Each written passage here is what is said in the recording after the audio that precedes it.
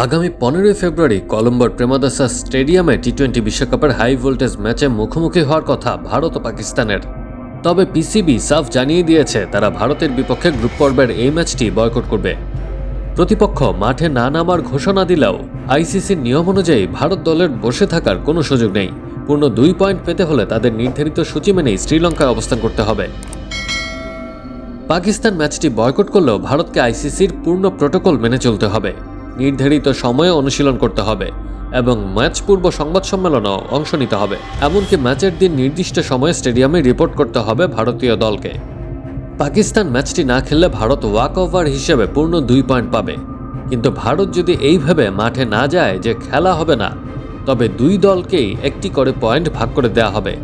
তাই 2 পয়েন্ট নিশ্চিত করতে ভারতকে মাঠে যেতেই হবে। অন্যদিকে ম্যাচ বয়কট করায় পাকিস্তানের নেট রান রেটে বড় নেতিবাচক প্রভাব পড়বে, তবে ভারতের রান রেট অপরিবর্তিত থাকবে।